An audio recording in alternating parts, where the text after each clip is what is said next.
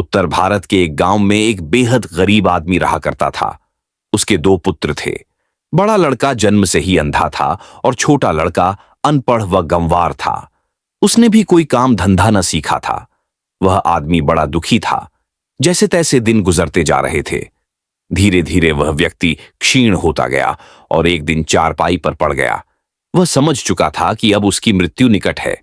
उसने दोनों लड़कों को अपने पास बुलाया और छोटे लड़के के हाथ में बड़े अंधे लड़के का हाथ देकर बोला, बेटा, इसका हाथ कभी मत छोड़ना, इससे संबंध कभी न तोड़ना। चाहे भीख मांगकर तुमको गुजारा करना पड़े, इसका भार मैं तुम्हीं पर छोड़कर जा रहा हूं। छोटे लड़के ने वादा किया, पिताजी, मैं कभी भी बड़े भाई का साथ नहीं छोड़ूंगा, चाहे कितने ही दुख संकट क्यों ना आ जाएं। बूढ़े के देहांत के बाद छोटा भाई बड़े का हाथ थामकर दिन भर घूमा करता था। जो कुछ भी भीख मांगकर मिलता था, पहले बड़े भाई को खिलाता, फिर खुद खाया करता था। इसके अलावा वह कर भी क्या सकता था। फिर भी वह अपने बड़े भाई का पूरा ध्यान रखता था। वह बड़ी मुश्किल से अपने दिन बिता रहा था। अक्सर वह दुख का मारा सारे गांव का चक्कर लगाता, लेकिन उसे भीख नहीं मिलती तो भूखा ही रह जाया करता था। धीरे धीरे भूख और तंगी के कारण छोटा भाई इतना परेशान हो गया कि अपने बड़े भाई के प्रति अपने पिता से किया गया वायदा तोड़ने की सोचने लगा। एक दिन उसने अपने मन में सोचा, इस प्रकार तो वह कभी भी सुख नहीं पा सकेगा और कब तक वह यूं अंधे भाई का हाथ पकड़कर साथ निभाता रहेगा। खुद को तो खाने को मिलता नहीं, इसे रोज रोज कहां से लाकर खिलाऊं। उसने निश्चय किया, अब उसे इस अंधे भाई से छुटकारा पा ही लेना चाहिए। एक दिन वह अपने अंधे भाई को बहुत घने जंगल में ले गया, जहां पर कोई भी नहीं आता जाता था। वह उसे एक वृक्ष के पास ले गया और एक बड़ी सी रस्सी लेकर उसे वृक्ष के तने से बांध दिया और समझाता हुआ बोला, भाई, मैं तेरे बंधन जल्द आकर खोलूंगा। इतना कहकर छोटा भाई वहां से चंपत हो गया। वह उसको इस प्रकार वन में छोड़कर भागा जैसे बहुत बड़ी मुसीबत से छुटकारा पा गया हो। बड़े भाई को इस बात का पता न था कि छोटा भाई अब लौट कर न आएगा। वह अपने छोटे भाई का इंतजार करने लगा, परंतु जब बंधे बंधे काफी देर हो गई और छोटा भाई लौट कर न आया तो उसे चिंता हुई। वह समझ गया उसका छोटा भाई धोखे से उसको इस घने जंगल में बांधकर छोड़ गया है और वह अब लौट कर न आएगा। वह जोर जोर से रोने लगा, क्योंकि रात में सभी ओर से जंगली जानवरों की आवाज सुनाई दे रही थी। वह डर के मारे कांपने लगा। फिर अचानक उसे ध्यान आया कि वह अपने साथ एक छुरा भी लाया है। अंधे ने अपने बंधनों को छुरे से काट डाला और फौरन वृक्ष पर चढ़ गया और वृक्ष की सबसे ऊंची शाखा पर जा बैठा। थोड़ी देर के बाद अंधे को ऐसा महसूस हुआ जैसे जंगली जानवर उसी वृक्ष के नीचे आ आकर इकट्ठा हो रहे हैं। जो भी पशु वहां पर आता अपनी अपनी कथा सुनाता था। एक जानवर बोला, चीते, कोई नई बात बतलाओ। चीता बोला, अच्छा प्यारे भाई, आओ बैठो, मैं तुम्हें एक नई बात बताता हूं। सब इकट्ठे हो गए। तब चीता बोला, भाई, नई बात यह है कि हम जिस वृक्ष के नीचे बैठे हैं, अगर कोई अंधा इस वृक्ष की जरा सी छाल छीलकर उसका रस अपनी ज्योतिहीन आंखों में डाल ले तो उसकी आंखों की ज्योति लौट आएगी और उसे एक नया जीवन मिलेगा। अंधा भाई, जो वृक्ष की सबसे ऊंची शाखा पर बैठा था, चीते की बात को बड़े ध्यान से सुन रहा था। वह चीते की इस भेदपूर्ण बात को सुन बहुत प्रसन्न हुआ। उसने फौरन छुरा निकाला और उस वृक्ष की थोड़ी सी मुलायम छाल काटकर कुचलकर उसका रस अपनी आंखों में डाल लिया। आंखों में रस पड़ते ही अंधेरा दूर हो गया। अंधे भाई को ऐसा लगा जैसे उसकी दुनिया ही बदल गई हो। उसकी आंखों की खोई हुई ज्योति लौट आई थी। उसको नया जीवन प्राप्त हुआ था। वह बहुत खुश था। अब वह देख सकता था। इसी बीच धीरे धीरे उस वृक्ष के नीचे कई और भयानक जानवर आकर इकट्ठे हो गए थे। एक पशु बोला, भालू, अब तुम भी कोई नई बात सुनाओ, परंतु जो कुछ भी तुम बतलाओ उसमें झूठ बिल्कुल नहीं होना चाहिए। भालू बोला, मैं तुम लोगों को एक रहस्य की बात बताता हूं। जंगल के बाहर एक नगर है, टिहरी। वहां के लोग रहस्यपूर्ण ढंग से कुबड़े एवं कुरूप हो गए हैं।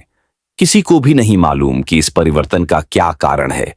एक दिन सुबह वे जब सोकर उठे तो उन्होंने अपने आप को इस रूप में पाया। उनसे कुछ काम धाम कुछ भी नहीं होता, चुपचाप पड़े रहते हैं। उनके जो भी संतान होती है मर जाती है। खरगोश बोला, भालू भाई, इस मुसीबत से छुटकारा पाने का क्या उपाय है? यह एक भेद की बात है जिसे मेरे सिवाय कोई नहीं जानता। बस केवल मुझे ही जात है कि उत्तरी भाग में स्थित टीहरी नदी के किनारे एक पीपल का वृक्ष है। उस वृक्ष के कोटर में एक काला सांप रहता है। अगर कोई व्यक्ति एक सेर दूध उस सांप को पिला दे तो वह सांप उस शहर को छोड़कर चला जाएगा और वहां के निवासी फिर से अपने वास्तविक रूप में आ जाएंगे। उनका कुबड़ापन भी चला जाएगा और फिर उनकी संतान भी जीवित रहेगी। भालू की बात सुन शेर भी कोई भेद भरी बात याद करने लगा। वह बोला, सुनो भाइयों, मैं तुम लोगों को एक ऐसा भेद बताने जा रहा हूं कि अगर कोई मनुष्य से जान जाए तो काफी लाभ उठा सकता है। हम चूंकि मनुष्य नहीं हैं, इसलिए हम इस रहस्य से कोई लाभ नहीं उठा सकते।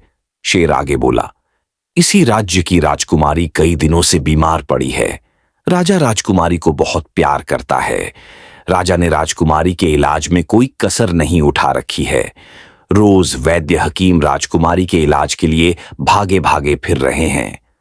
उन्होंने अपना एड़ी छोटी का जोर लगा दिया, परंतु राजकुमारी की अवस्था में सुधार का कोई लक्षण दृष्टिगोचर नहीं हुआ है।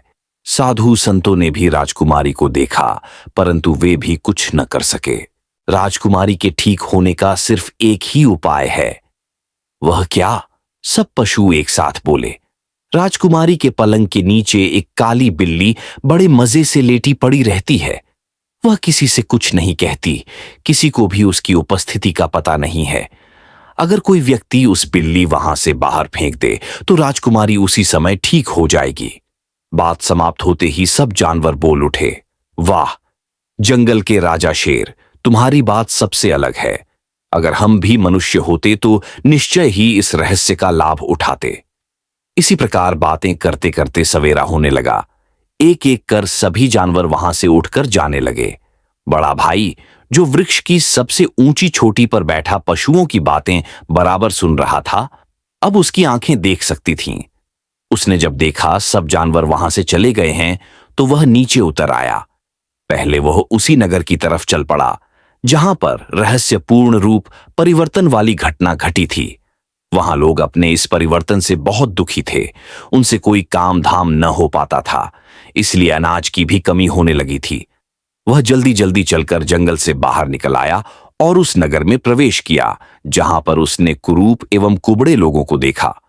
उसने लोगों से पूछा, ए नगरवासियों, तुम्हारे कुबड़े एवं कुरूप होने का क्या कारण है? उन्होंने कहा, भाई, कुछ पता नहीं यह कैसी बीमारी है। एक दिन जब हम सोकर उठे तो हमने अपने आप को इस रूप में पाया। हमारी संतान भी जीवित नहीं रहती।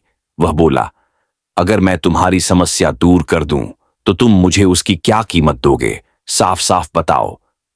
अगर तुम नगरवासियों को इस भयानक एवं आश्चर्यजनक रोग से मुक्त करा दो तो इससे ज्यादा खुशी की बात क्या हो सकती है?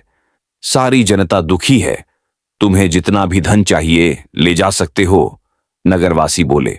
बड़ा भाई बोला, अच्छा, अब तुम लोग अपने अपने घरों को लौट जाओ। कल सुबह तक तुम सभी रोग से मुक्त हो जाओगे। वे उससे काफी हद तक प्रभावित हो चुके थे। उन्हें आश्चर्य भी हो रहा था कि यह लड़का किस प्रकार उन्हें इस भयानक रोग से मुक्ति दिलाएगा। यही सोचते हुए वे अपने अपने घरों को लौटने लगे। जब सभी लौट गए तो उसने एक बड़े से बर्तन में बाजार से दूध लिया और उत्तर की ओर बढ़ने लगा। चलते चलते शाम तक वह टिहरी नदी के तट पर पहुंच गया। उसी नदी के किनारे उसे पीपल का वृक्ष भी दिखाई दिया। वह उस वृक्ष के नीचे दूध का बर्तन रख हाथ जोड़कर बैठ गया। थोड़ी देर बाद एक काला सांप वृक्ष के कोटर में से निकला और नीचे उतरने लगा। सांप ने सारा दूध पिया और फिर एक तरफ चल दिया। लड़के ने भी सांप को जाते देखा और प्रसन्न हो उठा। वह वापस शहर की तरफ चल पड़ा। सुबह तक लगातार चलते चलते वह फिर शहर के मध्य जा पहुंचा। लोग सोकर उठने लगे थे और अपने वास्तविक रूप में थे। उनका कुरूप एवं कुबड़ापन दूर हो चुका था। जनता खुश हो रही थी। उन्होंने लड़के का बहुत सत्कार किया। लड़का भी मनवांछित धन ले वहां से चल पड़ा।